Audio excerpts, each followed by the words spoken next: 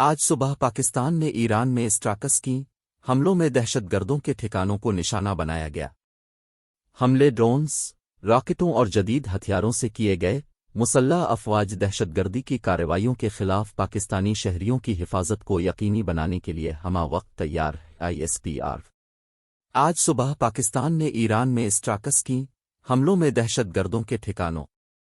راولپنڈی، 18 جنوری 2024۔ پاک فوج کے شعبہ تعلقات عامہ ISPR نے بتایا کہ 18 جنوری کی صبح پاکستان نے ایران میں اسٹراکس کی حملوں میں دہشت گردوں کے ٹھکانوں کو نشانہ بنایا گیا۔ ان دہشت گردوں کے خلاف کارروائیاں کی جو پاکستان میں حالیہ حملوں میں ملوث تھے۔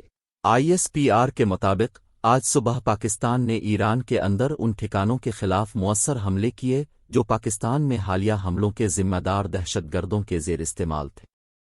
بلوچستان لبریشن آرمی اور بلوچستان لبریشن فرنٹ نامی دہشت گرد تنظیموں کے زیر استعمال ٹھکانوں کو انٹیلیجنس پر مبنی آپریشن میں کامیابی سے نشانہ بنایا گیا۔ کوڈ کا نام مرگ بر سرمچار تھا۔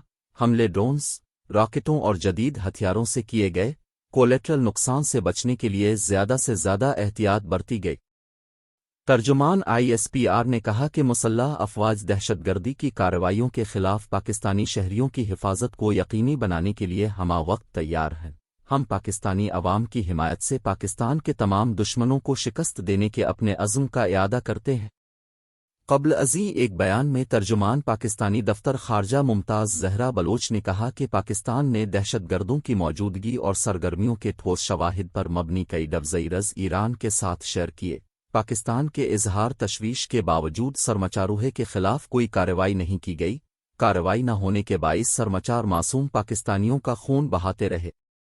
انہوں نے کہا کہ آج صبح ہونے والی کارروائی پاکستان نے قابل بھروسہ انٹیلیجنس کی بنیاد پر کی۔ آج کی کارروائی پاکستان کی جانب سے قومی سلامتی کو تمام خطرات سے محفوظ رکھنے کے عزم کا اظہار ہے۔ آج کا انتہائی پیچیدہ آپریشن پاکستان کی مسلح افواج کی پیشہ وارانہ مہارت کا اظہار ہے۔ کارروائی تمام خطرات کے خلاف اپنی قومی سلامتی کے تحفظ اور دفاع کے غیر متزلزل عزم کی عکاس ہے۔ پاکستان اپنے عوام کے تحفظ اور سلامتی کے لیے تمام ضروری اقدامات کرتا رہے گا۔